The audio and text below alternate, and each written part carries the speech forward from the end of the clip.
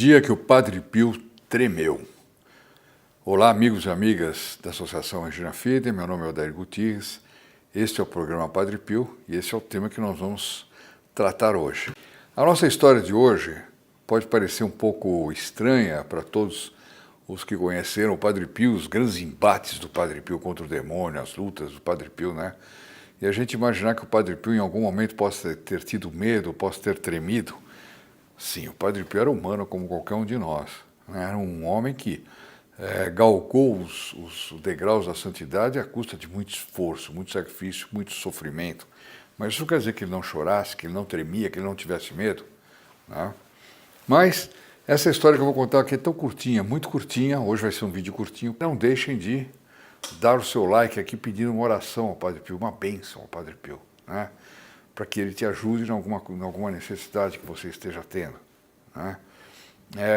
Não deixe também de compartilhar este ou outro vídeo do programa Padre Pio, porque com quem você compartilhar, não só você entra nas intenções da próxima missa da quinta-feira, como também todas as pessoas com quem você compartilhar serão incluídas também nas mesmas intenções dessa missa.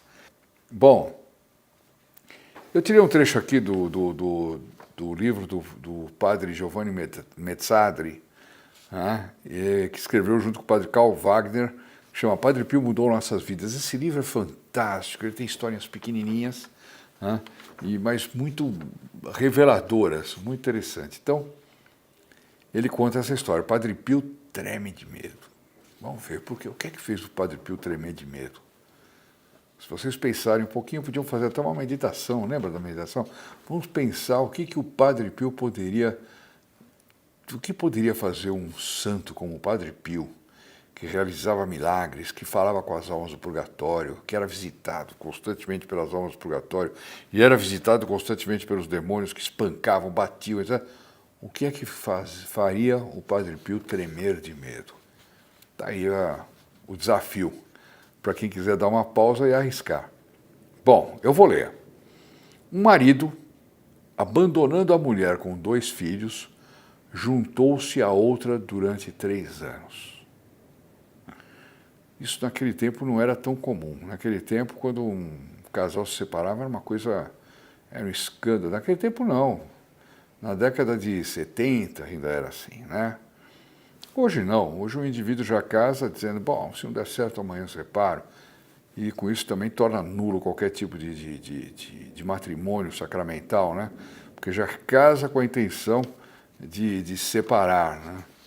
O sujeito vai no cartório, eu conheço o caso de uma pessoa que foi se casar com comunhão de bens, que o casar com comunhão de bens para ele era uma espécie de afirmação de que ele estava casando para sempre, dele e da noiva, né? E ele foi abordado por um advogado do cartório dizendo, o senhor tem certeza que o senhor não quer comunhão parcial de bens? Ele disse, mas qual é a vantagem? Não, é que em caso de divórcio, ele disse, não, mas essa hipótese não existe, eu não quero casar com essa probabilidade, eu não tenho essa intenção.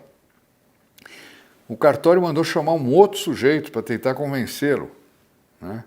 E, de novo, olha, caso o senhor se separe, isso é muito mais fácil para partilha de bens, etc. Então vocês veem, há todo um sistema, né, para fazer o indivíduo casar pensando em se separar, né, e não casar para sempre, né?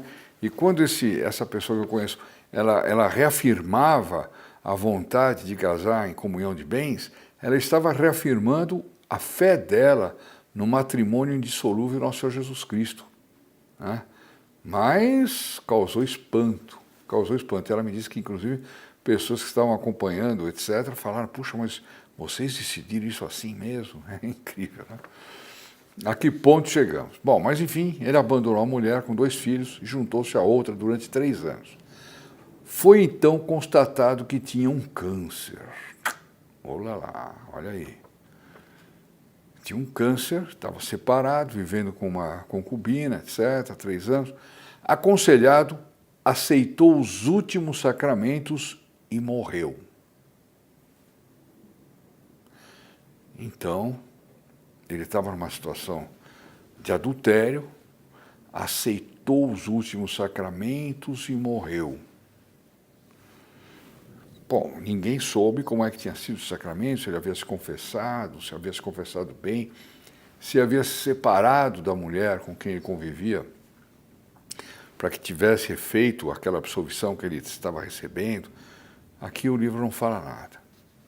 Mas a sua primeira mulher, ou seja, a sua verdadeira mulher, que ouviu falar por acaso da morte dele, perguntou ao Padre Pio se ele sabia de algo, da alma do seu marido. Olha que interessante, né? Quer dizer, ela tinha sido injustiçada, abandonada, com 2 filhos, etc., mas ela tinha preocupação pela alma daquele que era o verdadeiro marido dela. Padre Pio ficou pálido, começou a tremer e a chorar, dizendo: eu te digo porque sei que o suportarás, mas a alma dele está eternamente condenada. Meu Deus, isso dito pelo Padre Pio, né? A gente quase consegue ouvir o som da voz do Padre Pio dizendo isso, né? Então, olha, ficou pálido, começou a tremer e a chorar. Então o Padre Pio tremeu e chorou, vendo aquela alma condenada no inferno. Quer dizer, o amor que ele tinha pelas almas era tal, aquilo que a gente sempre fala da sede de almas, né? Quando ele via que uma alma tinha se perdido, ele sofria muito, né? Aí ele vai dizer: na hora de receber os últimos sacramentos, silenciou numerosos pecados. Não tinha arrependimento nem propósito de emenda. Quer dizer, ele silenciou os pecados, né? Fez uma confissãozinha assim, né? E não teve arrependimento de outros tantos pecados, nem firme propósito, porque para valer, ele tinha que ter o firme propósito de primeiro confessar todos os pecados, evidentemente. Segundo, ter o firme propósito de não pecar, o que corresponderia à separação dele daquela pessoa com quem ele vivia num estado em má situação, né? Ou seja, de estado de concubinato, né? Para efeitos da igreja. Então, ele tinha que ter o propósito de emenda. Digamos que ele estivesse na cama, ele não pudesse fazer essa separação, etc., ele tinha que ter o propósito de, se ele melhorasse, imediatamente fazer a separação. Ou também de declarar que ele estava separado. E se declarar separado, quer dizer, apenas não sair de lá porque estava para morrer. Enfim, a situação tem uma casuística aí complicada que um sacerdote saberia resolver, mas ele não só silenciou numerosos pecados, mas não tinha nem arrependimento, nem propósito de emenda. Olha só que coisa impressionante. Dizia sempre, olha qual era o jargão desse sujeito. E a gente vê que tem muita gente no mundo hoje que pensa assim, e muita gente que vai chegar nessa hora vai ficar assim, né? E faria o Padre Pio tremer se ele estivesse nessa terra. Esse sujeito dizia sempre assim: agora quero gozar a vida. Quer dizer, ele se separou da mulher e saiu com essa: agora quero gozar a vida. Quando ficar velho, me converterei. Ou seja, ele desafiou Deus. Isso aí é desafiar Deus, né? Agora eu peco à vontade, quando ficar velho eu me converto, chamo um padre lá, faço uma confissão, etc. Engana-se quem pensa isso, engana-se quem pensa isso. Nossa Senhora pode dar uma graça, interceder por uma graça especial de arrependimento, etc, etc. Mas pagar para ver é uma temeridade, porque o pagamento é eterno, e é o eterno com as chamas do inferno. Não tem outro pagamento para isso, né? Então, que barbaridade. Esse homem dizia: agora quero gozar a vida. Quando ficar velho, me converterei. Vocês conhecem gente que pensa isso? Talvez não diga, mas que pensa isso? Vocês conhecem? Eu conheço.